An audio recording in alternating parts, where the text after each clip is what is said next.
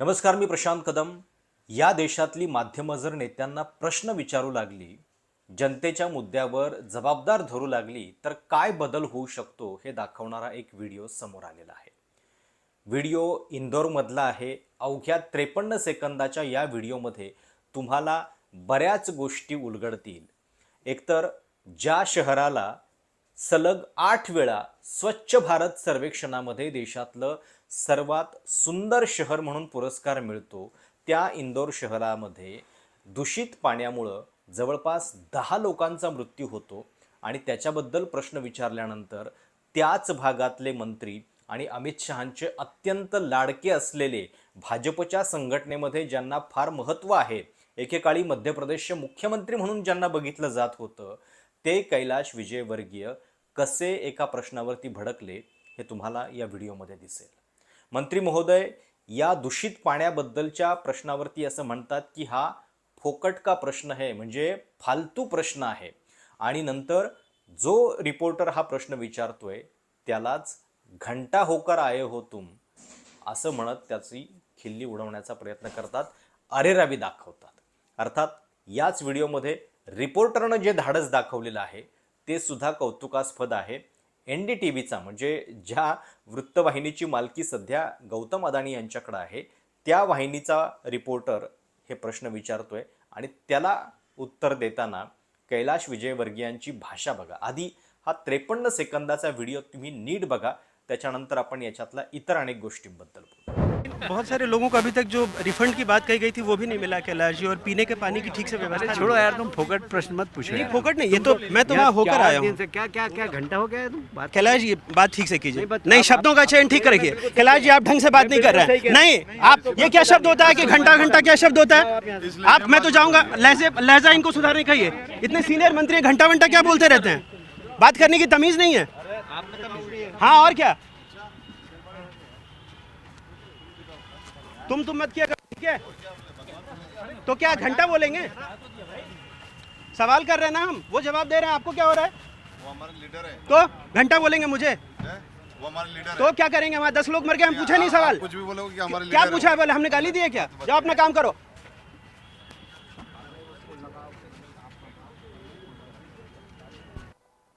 तर ही आहे कैलाश विजयवर्गीय यांची भाषा. अर्थात या इतक्या मोठ्या नेत्यासमोर तो रिपोर्टर सुद्धा अशा भाषेमुळं लगेच दबला नाही आणि त्यानं त्यांना योग्य त्या भाषेमध्ये प्रत्युत्तर पण दिलं. म्हणजे त्याचं पण कौतुक केलं पाहिजे की त्यानं या अशा पद्धतीची अरेरावी जी आहे ती निमूटपणे सहन केली नाही.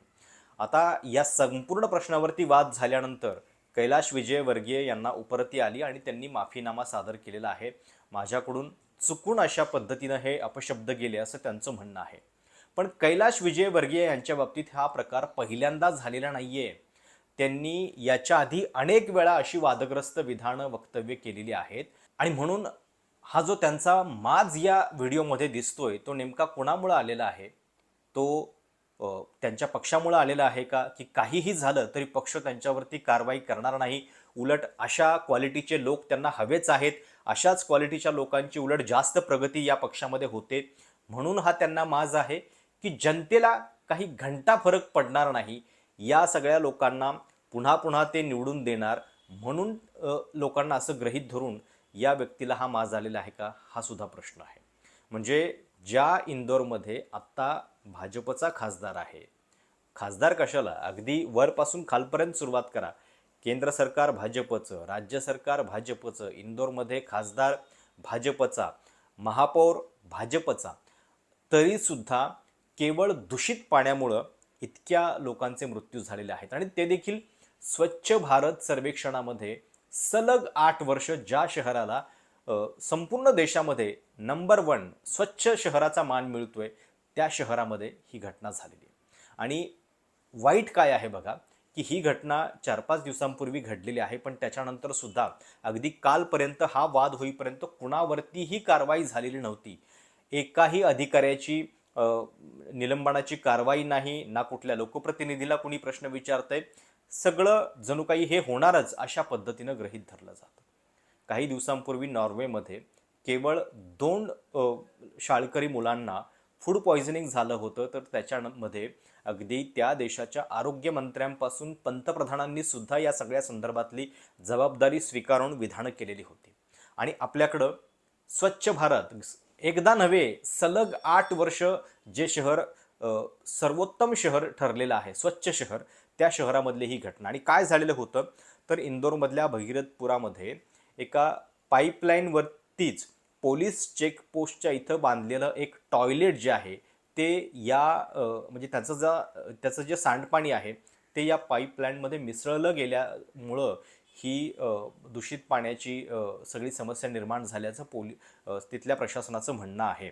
आणि त्याच्यामुळं जवळपास 15,000 तिथल्या रहिवाशांना या सगळ्या संदर्भात त्रास झालेला होता. कोणाला डायरिया, कोणाला वॉमिटिंग, आणि 160 मुलांसह काही लोकांना हॉस्पिटलमध्ये दाखल करण्यात आलेलं होतं. 10 जणांचा मृत्यू झाला आणि 26 लोकांच्या वरती अतिदक्षता विभागामध्ये उपचार चालू आहेत. 2400 लोकांना घरीच उपचार देण्यात आलेले आहेत. आणि इतकं सगळं चालू असताना त्या दूषित पाण्याबद्दलचा प्रश्न विचारल्यानंतर मंत्री महोदय असे भडकत आहेत.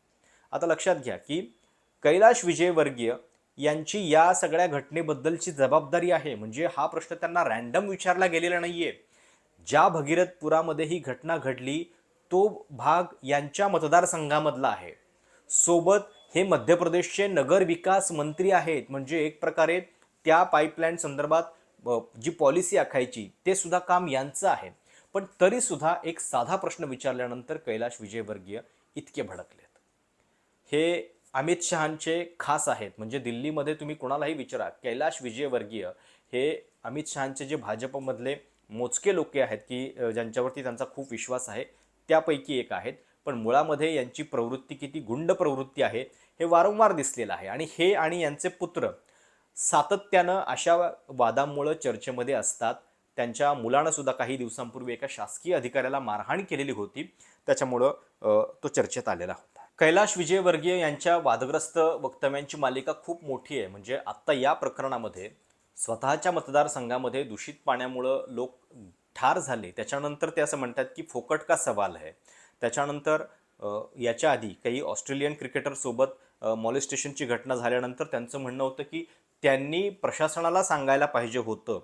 सोबतच ज्यावेळी महिला वरती बलात्कार होत आहेत त्याच्यानंतर त्यांची हत्या केली जाते तेव्हा त्याला ते बलिदान म्हणून संबोधतात की अशा पद्धतीचं इतिहासामध्ये सुद्धा काही बलिदान जे आहे ते महिलांनी दिलेलं आहे.